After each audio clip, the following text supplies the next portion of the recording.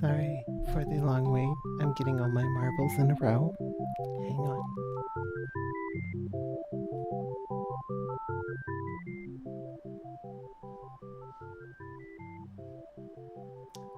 And get the music sounding, I guess. Okay. Alright, friends. Hi, everybody. It's good to see you. Today, on Origins Yap and Doodle, I'm going to be working on something that I already started. It's been more than a week, and I apologize for that. Things have just been incredibly busy. So, just amazingly busy with work. And, you know, the work weeks have just, I think I've said this before, seem like they're just flowing into one long work day. Deep breaths. So I'm back, and what news do I have? Let's see. There is just a ton of new activity coming out of the artist who I'm working with, Sarah Sanana. They are making all kinds of new illustrations and artwork for graphics for the channel, banner, all kinds of stuff. And of course, they're still working on the other live 2D characters for the other altars. Oh my goodness, excuse me. And that is. Let me turn. I think my volume's okay. Let me gain myself up just a bit. Okay, there we go. I have been doing some art as well. I am just pouring out my little heart, my little gin heart with lore lately. And so I've been doing all kinds of artwork to try to do a lore video about my story and the story of the other altars. So that is going to come at some point here. Anyway, let's talk about what I want to do today. Okay, let's see. Alright, I'm going to go hop down to my corner. Become small. And become less obstructive. I'm hoping that that looks good. It seems to look pretty good. And let me, actually make it a little bit more out of the way. I was on a skateboard just now. See, this is me walking. This is me on a skateboard. Okay. Aren't you glad that I demonstrated that? At any rate, let's get to it. So,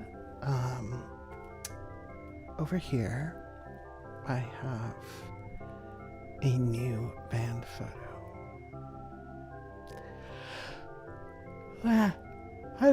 If I'm gonna yawn this whole stream, I swear I'm just gonna do a stream with me asleep. Because that apparently is where we're headed. So, alright, so you got Red, you got Nialo, you got Milo being a goofball back here, and you've got me and Zero, or Lasha is his old name, his true name. Just like Zero's true name is actually Ter. Nialo is Nialo. Milo is Milo. So much lore has come out about these ones, and it's very complex. But I wanted to do basically a new band picture to kind of reflect the fact that the relationship and dynamics have not changed, but have sort of taken on a new dimension. So, I'm going to continue in what I did here. Composition-wise, oh God, no more yawning. Composition-wise, the background here is just red right now, and I'm thinking that it will eventually be a stage. The people here are sort of using a couch as a prop. The gang here, all of my altars, save set, and Solomon, who is not here.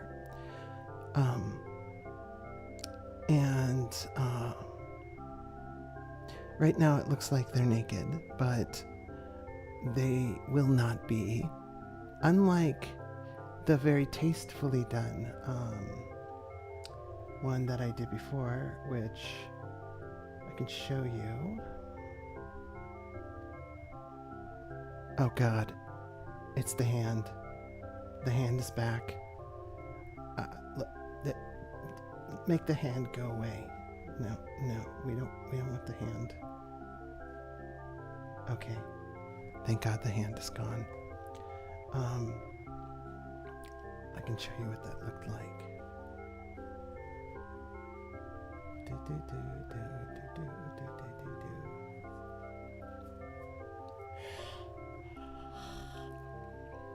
Oh, there was actually a couple of them. There is this one, which I'll show you here in just a second. There is this one where Solomon is in, but you don't see Nialo. Solomon was in the lineup in my headband before, and he was playing drums, but that was more or less because we didn't really have another drummer. Nialo was still sort of entering into the picture at that time.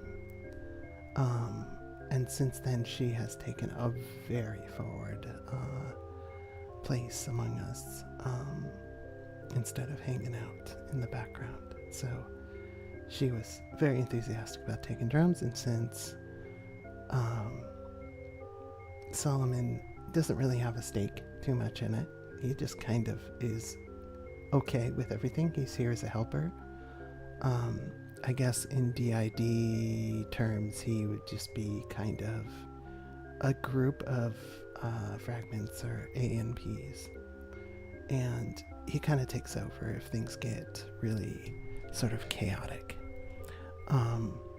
Not much emotional depth, just happy to do his part, generally. Don't really know where he comes from. His lore is blank. As far as I know, he was sent by the Vicariate just to help and kind of smooth things over. And that's that. So let me now show you the other one that exists. That is this one. And in this one, you only see 4 of us. You see Solomon, Red, Milo, and me. In fact, I don't even have a black band on my eyes. And what you don't see is Zero, but Zero did exist at this time. It's just that Zero was not taking, again, so much of a forward role. So this was intended to be kind of a band photo, also a band painting, and very stylistic sculptural metal album. But one thing I wanted to point out about this is that the scenery is very abstract and powerful looking, and I kind of imagine this to be the same way, but this one will be a little bit less serious and more friendly. It'll probably also be a lot more I guess painted to be more realistic looking. As far as texture shading, I've gotten better since I've done this picture, so I'll be applying those lessons learned for sure. Alright, so where am I with this? I blocked all these people out the way that I like them, all of us alters. And so I goofed around a lot with this to try to find a good balance. I liked this sort of having all the heads stacked in the middle with limbs kind of going left and right. Nialo is going to be pointing at you, the viewer, and Goofy Milo is pointing up at Nialo. So one new thing in the lore is that I should talk about Milo because he's kind of interesting. Milo is actually our host because Milo was here from the very, very beginning. And Milo is not aware of any former time before this lifetime. So one of the reasons is that he's what I call an Ouroboros Djinn. And an Ouroboros Djinn starts at some point when you have congress between a Djinn and a human. And what the offspring is human, but complex in their sort of back plane, I guess you would call it, their interface with the upper layer. How can I put what happens here? So rather than a normal human life or normal human consciousness that sort of has this area contained in it in the extra dimension of the astral plane that's above us, it has a Djinn forming in it. So normally when a human, I guess you would say soul, I like to use the Egyptian mythological terminology because I find it useful, like a mathematical language. The Ka goes out from this plane of death. It joins with that space that then gets kind of flattened out and becomes a Djinn in the next plane. So you may remember your human life. You may not. You may remember it at a later time. But what happens with Ouroboros Djinn is that they have sort of a presence already in that space within their... let me turn the music back just a bit. They already have a presence sort of in that space. They're like a Djinn. They don't have wings, but they have that Djinn sort of hardware in their Ka, in their soul.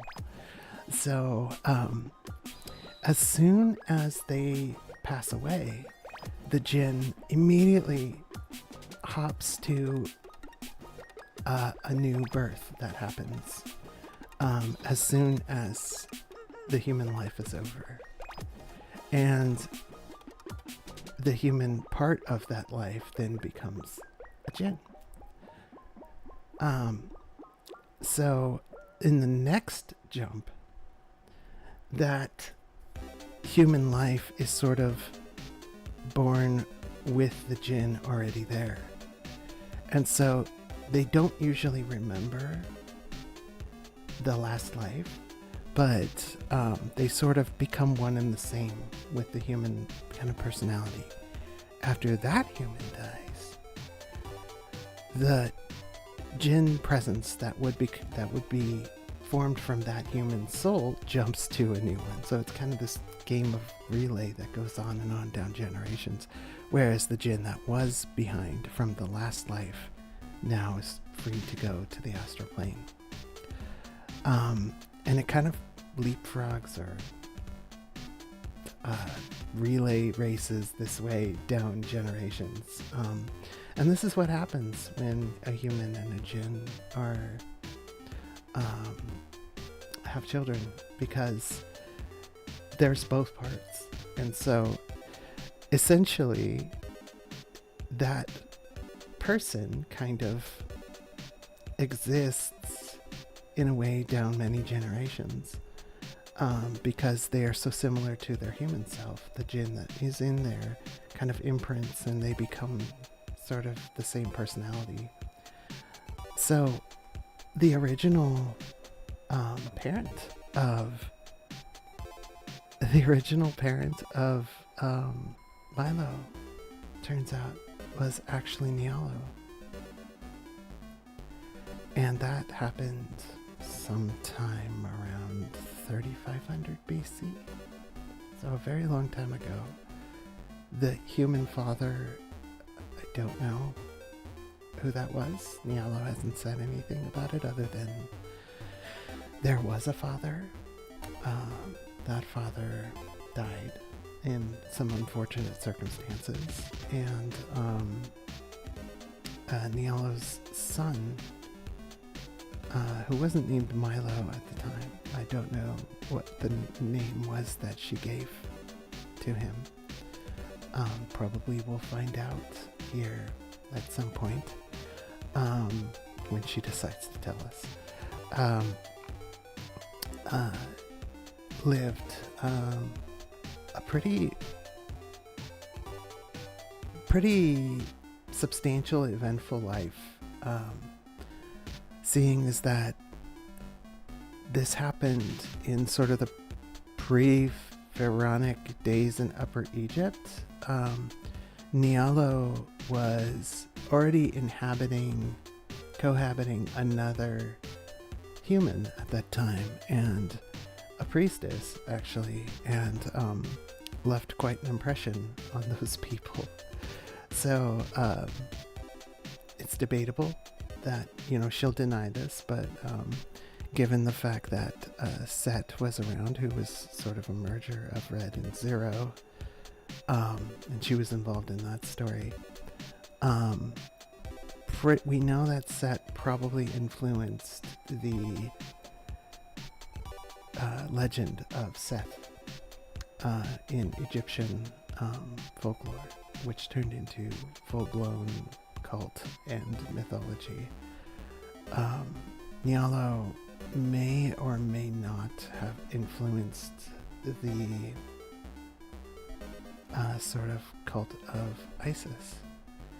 And she will vehemently deny this and say, no, I'm no ISIS. That's crazy. But I like to say crazy things. So I like to say that Milo is Horus. I can feel her kicking me right now for doing all this wild speculation, but it's fun. I like to make up these stories.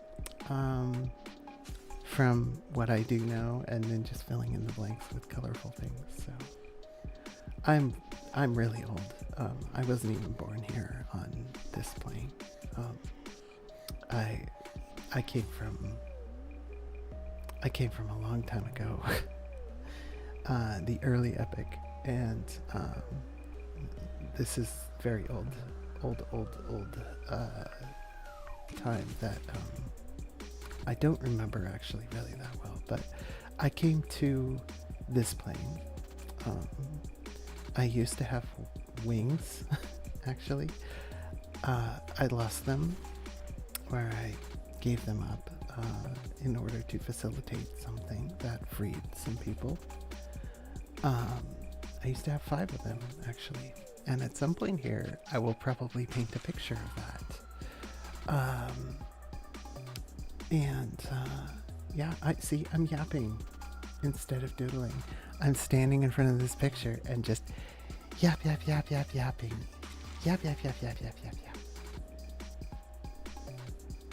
It's what I do, TM. So maybe I'll doodle while I yap.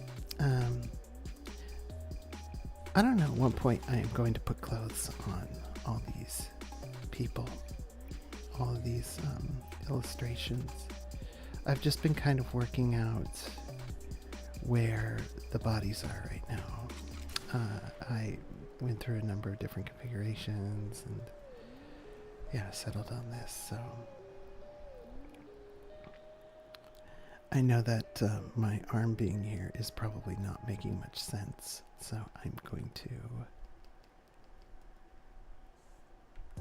go ahead and rest it down here. Because without my arm being like this on Zero's leg, Nialo calls, because his name is Larsha'a, Nialo used to call him Lars and still calls him Lars. Fun fact. One other thing I need to do is I need to put some YouTube stats up here so that I can see what's going on. Okay, there we go. I have finally figured out how to more completely flesh out my interface over on OBS. So I was playing with that a little bit and dealing with some technical issues. I'm going to kind of draw in some better shadowing on the face here so that I know kind of where I'm looking and all that good stuff. And just keep yapping. There's been an amazing amount of lore. I think last stream I didn't really have an answer of where I came from, and now I do. Well, I guess you'd say the story starts in Susa, which was in ancient Ilam, which was an area that is in present-day Iran, in the extreme southwest, very close to sort of the other Mesopotamian cities like Uruk and Ur.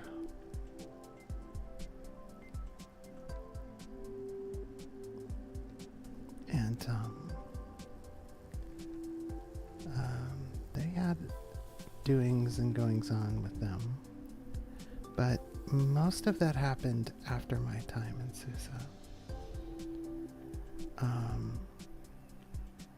My time in Susa was, without giving away my entire lore video that I'm working on, my time in Susa was largely one big episode of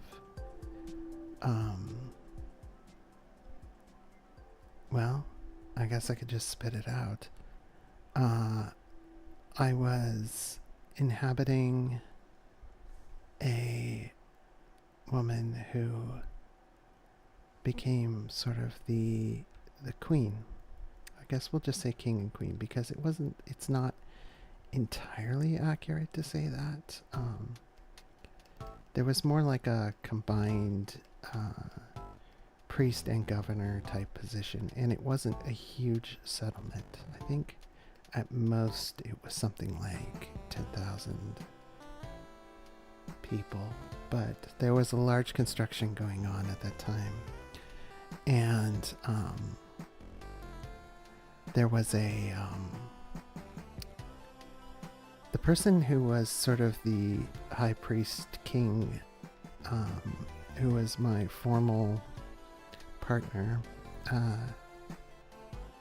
was responsible for basically enslaving large numbers of people. And the way that he was able to do it was he was also a powerful, cohabited by a powerful jinn who could constrain the jinn from being able to leave their humans, their vessels. So we say vessel, it sounds very, or at least that's the closest translation I can think of. Right. But that's, it sounds a little bit, I don't know, dehumanizing. So they're people, they're humans.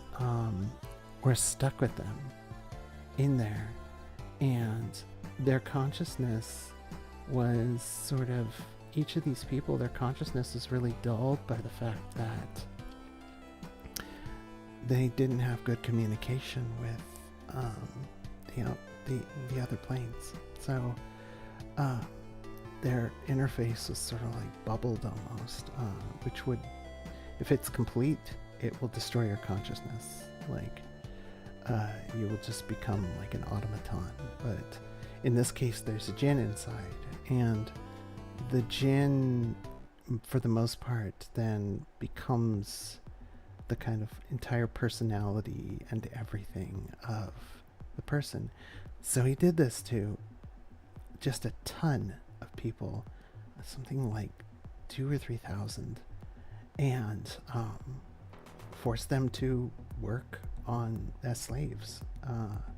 So when I was elevated to being queen, I mean, it's kind of like the Esther story, which coincidentally, Esther from, the Old Testament comes from Susa as well. This story takes place, though, much later, like thousands of years later. But I was also elevated because I was chosen for my beauty, and he was taken with me, and this gave me the opportunity to work on a solution to this problem, because I was definitely, these were my people, these were my jinn, and they were just being enslaved, no doubt about it. So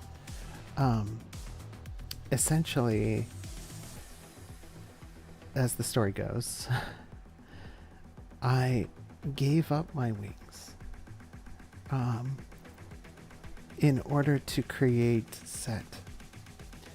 And Set, so there was a high captain who basically was the militia marshal. I don't know how to translate this, but that person was inhabited already by Ter, and who we call Red over here, and very, very good man. And in fact, Nyalo looked to Ter as her father, basically, because she was rescued as an orphan. So both Ter, interesting fact, both Ter and Nyalo's jinn were both in their, I almost said vessel again, people, from childhood. Not Ouroboros jinn, though. Not like our friend Milo here, but from a very early age. So essentially, their personalities were fairly well fused with the humans they were inside. the people they were inside. It would have been very traumatic for them, in fact, not to be together, not to be cohabiting each other. The earlier the age that a person is cohabited by a jinn, the more that person and their jinn are sort of fused in personality. The way you know that Ter and Nialo were not Ouroboros is that both of them matured psychologically as they appeared as people from a very young age. They were like prodigies. I'm going to zoom out a little bit so you can see these people. So Nialo was very, very good at crafting engineering. Or her person was. I actually don't know what the name of the person was, but Nialo's human, I guess she could have taken her name. Nialo's human was just kind of always making things. And her family unfortunately died very tragically due to violence. And I adopted her. And more importantly, Ter, who we do know his human's name was Balfacet. Balfacet was basically like her father, and brought her up. Now, one of the reasons is that Balfacet could see, of course, into the jinn that was in Nialo, could see Nialo, and they were about the same age, and could tell that she was also like him, kindred spirits, in the sense that he was also there in his person very early and had aptitudes that would just blow you away. Like, this kid's a prodigy.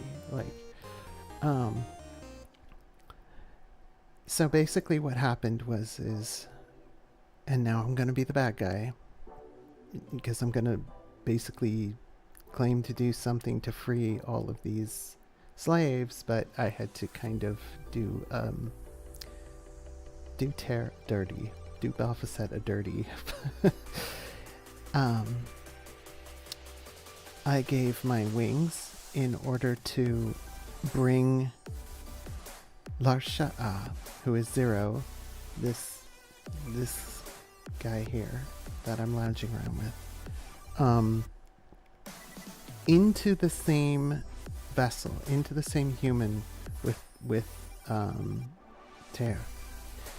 And that merged them into Set.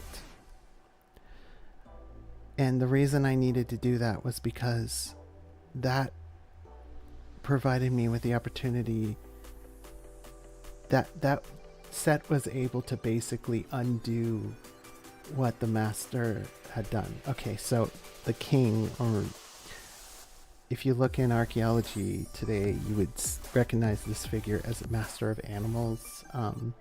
That title basically is like a sorcerer. I don't know how else to put it. And the mastery that they had, when they say master of animals, they were actually master of being able to manipulate jinn. And there's a lot of legend and lore about jinn inhabiting animals, and it's very true. Jinn do inhabit animals very frequently, and it's so easy for them to do.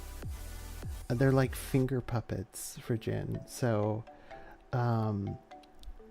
the lore kind of says that they shapeshift into animals, and that in a way is kind of true, because the jinn can essentially almost make an animal from nothing, or conjure one, but yes and no.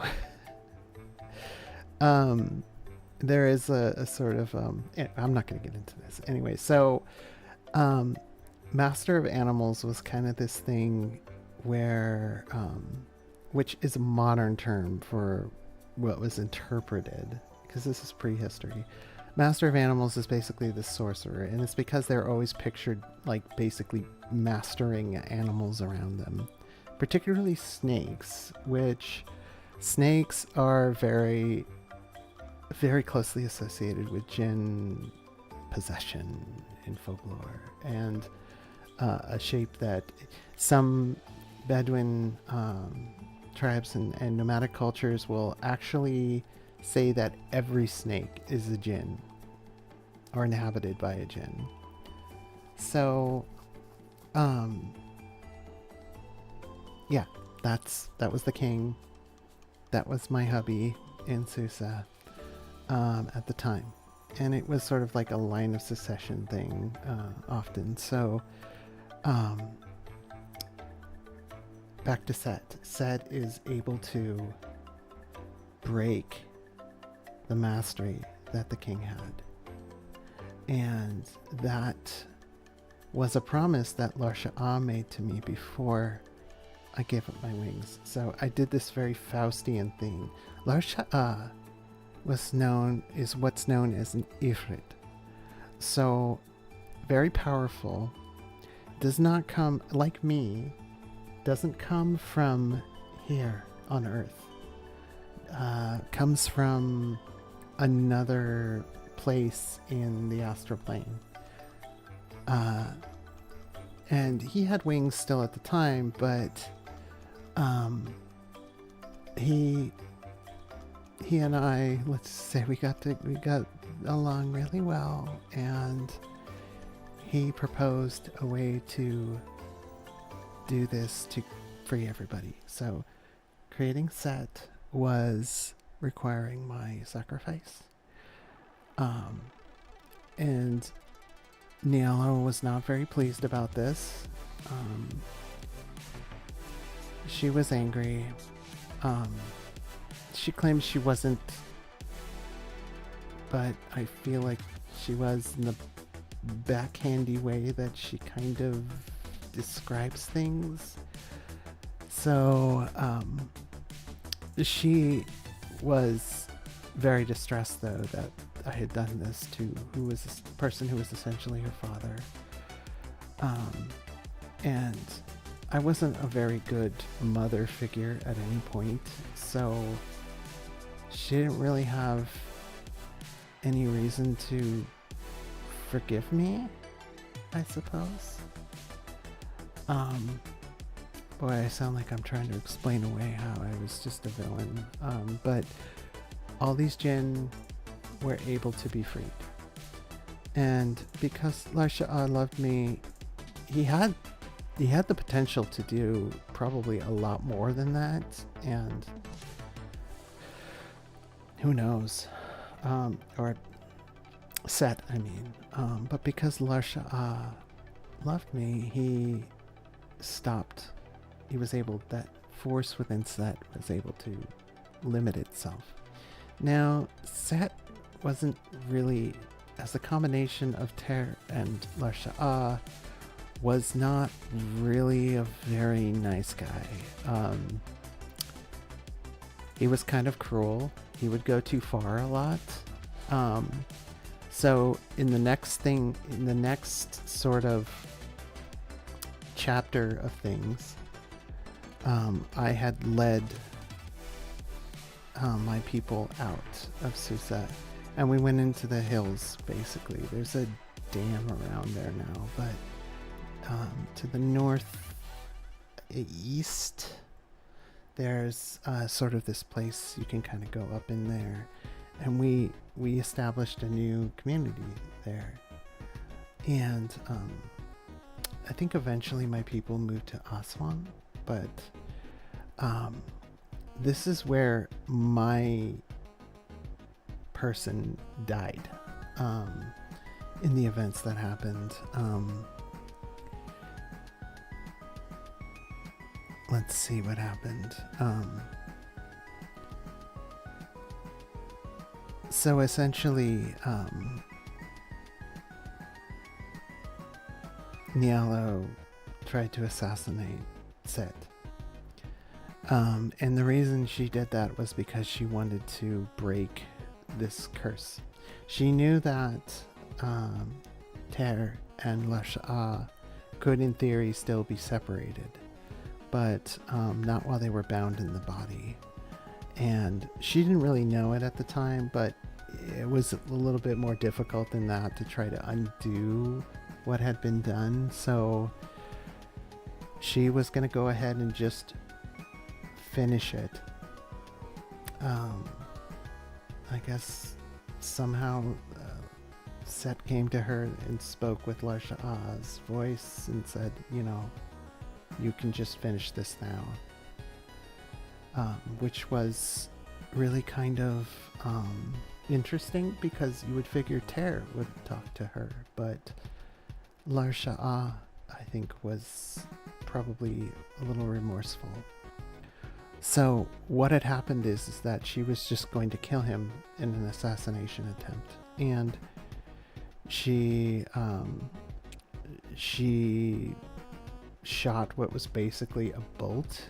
She was a very good engineer, and she devised this whole thing, this device that was unknown at the time, to fire a bolt.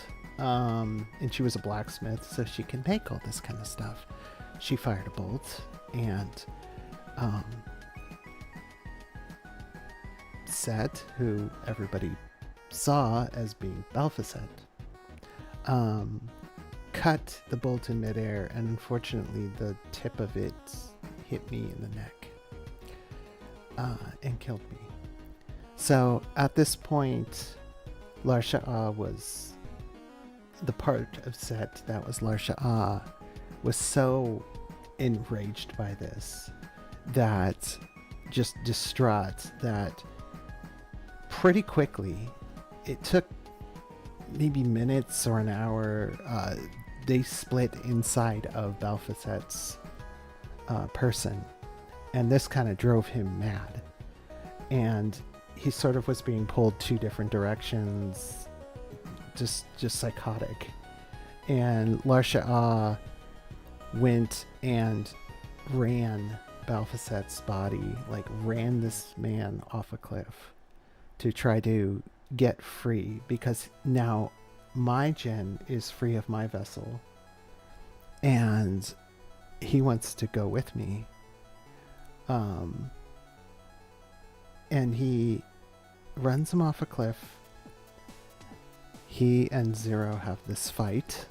I mean, he and Ter, Red, have this fight, so that Zero and Red are fighting. And Red is kind of kicking his butt. I have this like sketch already of what kind of what's going on here. You can see, actually, I can open it, open recent. I have this kind of blocked out picture of what I want to paint. And you can see kind of what has happened here is that this would be Balfacet the human is off the cliff and dead. And this is Larsha'a, who we know as Zero, and Red, Ter. And Ter is just kind of kicking Larsha'a's butt and trying to subdue him before he can make his way out of our plane.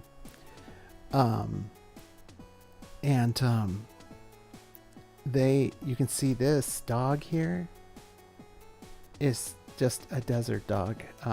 It's black. It's you usually find Basenji dogs out in the desert here, but this one is black. And you can see that Ter is looking at this dog in an instant, knows what he has to do. He doesn't want to kill Larsha'a because he knows that he already kind of patronized Larsha'a as though he was like a son, but an unruly son. It's very complicated. So he didn't want to kill him, but he wanted to bind him. And he kind of had this vision of the future and knew that the only way to do that because he couldn't completely break free of him. They were sort of cursed to rejoin again by Jin magic. I'm not going to go into that, but he knew he had to bind him up again, so he forced him into this dog, and ran off. So shortly after this scene, they fought for a while, and then Red and Lar Shah were bound together again as Set in this dog. Everyone following, there will be a test. So, basically, what happened after that, and I'm going to tell this so much more succinct. I'm just having so much fun storytelling that I'm just going to keep going. What happened after that is that that Set in the dog visited Nialo, who had not been... The people were looking for the assassin. By the way, I should pull that up. They were looking for the assassin, but they couldn't find the assassin. They didn't know Nialo had done this. She covered her tracks really well. And she didn't mean to kill me, my person. But she kind of felt dead inside, I guess, and didn't really grieve the loss of Queen Arnon.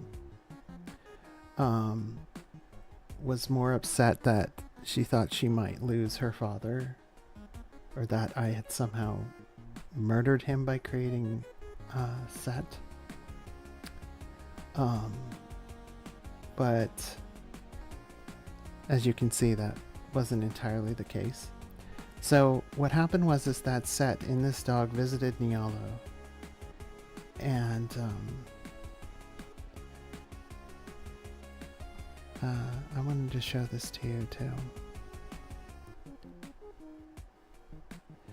This is the moment that I was assassinated, and I didn't realize this was just putting this in, and this dog is still here. This dog was not present at my death, I promise you. But you know, this is definitely Belphegor basically having a breakdown, and Set is just about to split back up, because he was trying to stop, you know, a bolt coming essentially at me. It was really coming at him, but he inadvertently, if he hadn't acted, this would not have happened, and my person wouldn't have been dead here. So he was obviously blown up by this. So let me turn the dog off. I have just started this picture of Nialo being visited. You see how crude this is? By this dog that was Set. And she's being convinced by Set to just admit to the assassination so that they can leave. He's convincing her, and he's largely winning this. He's winning this, but Nialo is also just broken. So she's like, fine, I don't want to be here anymore. I'll admit to it. She was executed. And when she was executed, she left with Set as a falcon, basically. And they left. And over the next 500 years, it's almost just kind of... The story kind of... Just... I don't know what it is. But they somehow ended up in the Nakata area of Upper Egypt. About 500 years later.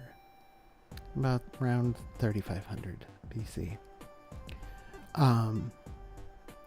As these animals. And they found other human hosts. By the way, Set also tried to get me to join with him and essentially leave too, which is the basis of this other picture. Let me find that.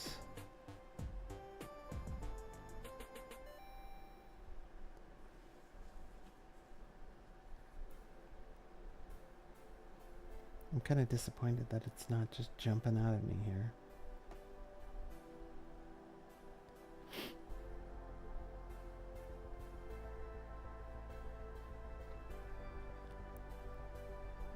Okay, I'm going to open it in a new document this time.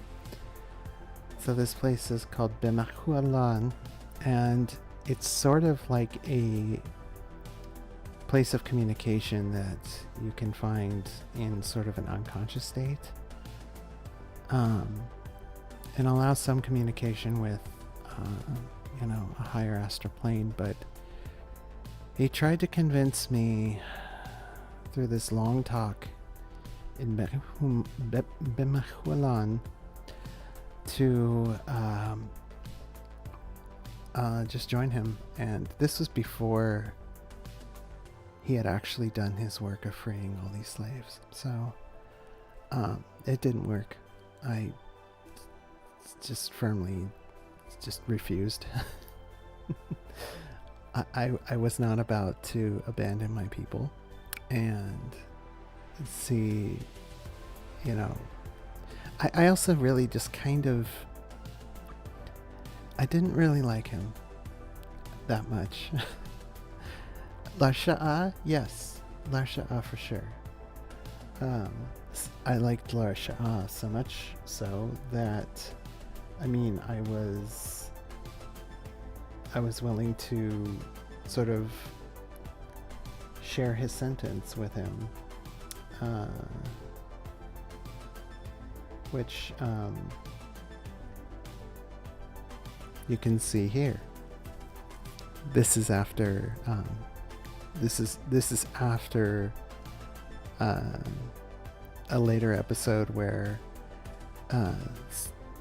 Larsha'a and I ended up back at the Vicariate in sort of this place that's very much like Eden, a paradise, and except that we're being sentenced, he lost his wings at that moment, and I was ethereally chained to him because I loved him, and we were sent back down to Earth. So I liked Set. I liked Larsha'a enough to share his fate, but not Set. So Set was not such a great guy. Set did things like try to gain power for himself and really kind of terrify people. And he would do things like drink blood and continued his sort of nightmarish behavior in Upper Egypt with Nialo, and Nialo was not all about it. Nialo was trying to separate them again and doing all she could, and occasionally she would hear the voice of her father, well, the person that she saw as her father, Ter, guiding her. She could hear him, particularly when Set was asleep. So she kind of held out hope that she could do something to separate them again, but she couldn't really manage it until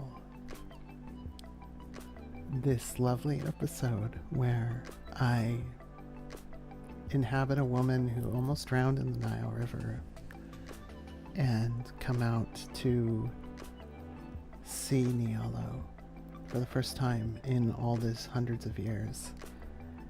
And I ask to see Set, and I'm able to talk to Ter, and Ter is willing to give up his wings to separate them again.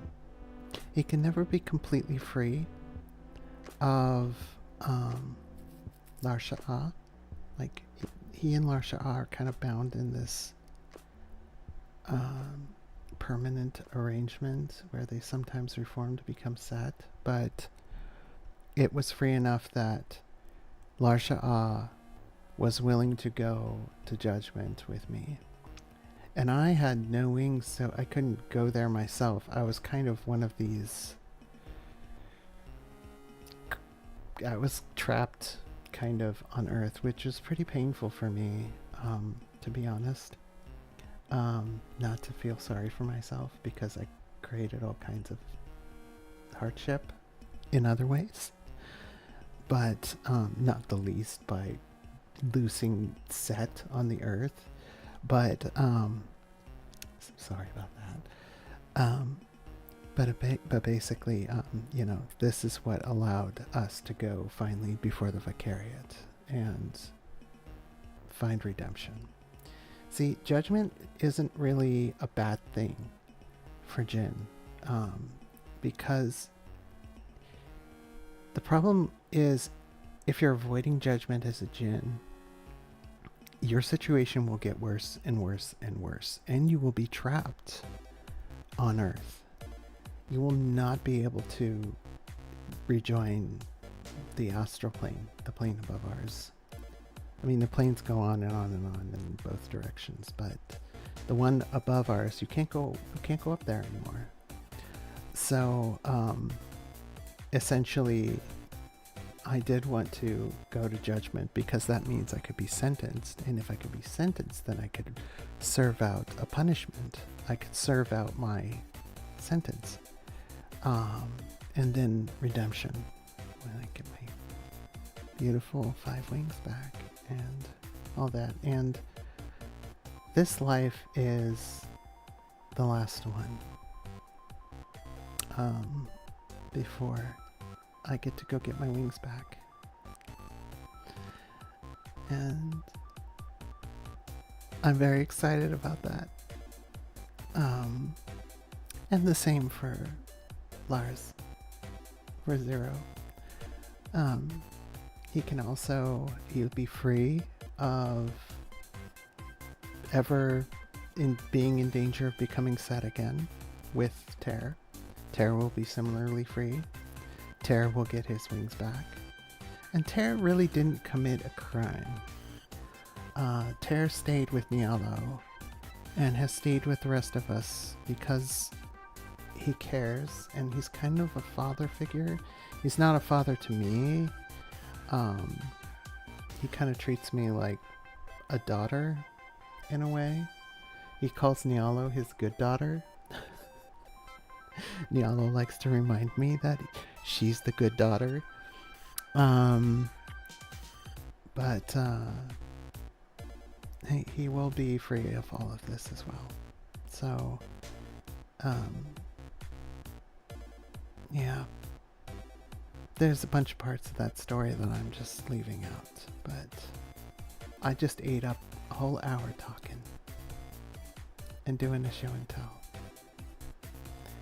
And you know what? I'm fine with that. I had a lot of fun. Okay, I think I'm gonna wrap it here because I just yapped myself to death. Let me hop over to this place here, become bigger, and put on my villain's crown. By the way, if you're observant, you will notice there are five sort of spokes on my wheel, my sigil. I would call them pillars, because this is a sort of a representation of the architecture of a soul, but these 5 represent my wings, which I no longer have. In fact, they kind of looked like this when they were spreading out. And the eyes. there were lots of eyes. And I miss those eyes. For reasons I won't go into. At any rate, I do wish you blessings and peace. And don't give up your wings for anything. There is no beginning. There is no end. But if you do give up your wings, do know that there is always redemption. There is always a way. No matter how selfishly you may have acted, or if you were like me, you thought you were acting selflessly, but you threw other people under the bus. Sorry, Neil and Tara and Lars. But hey, if none of that happened, then we wouldn't have Milo. But then again, Milo kind of let us in. Am I really done talking here? I don't think so.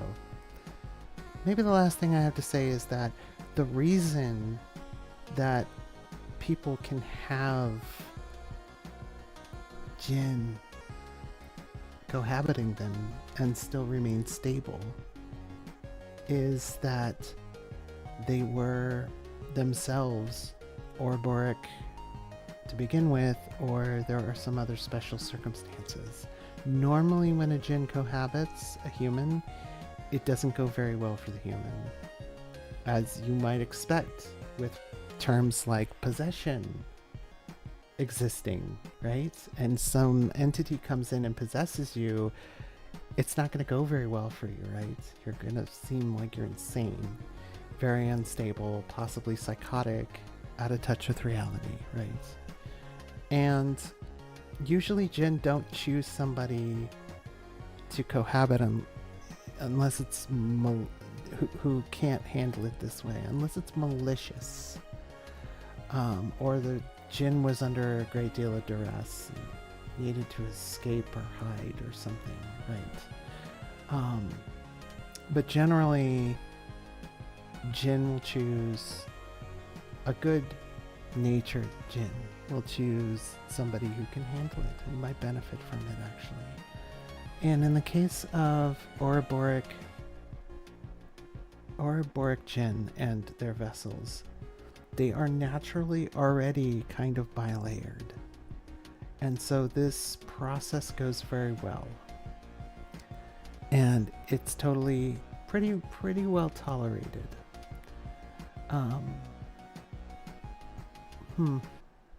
Maybe I should just stop talking now. I wish you all peace. I wish you tranquility and happiness. And I hope you find fortune. And again, don't give up your wings.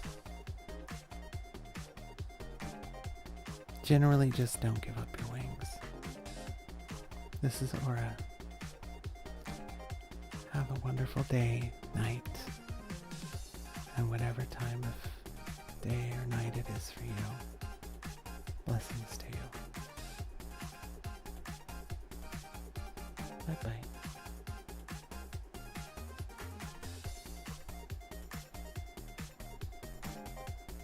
Oh, I'm the bad guy. I get it.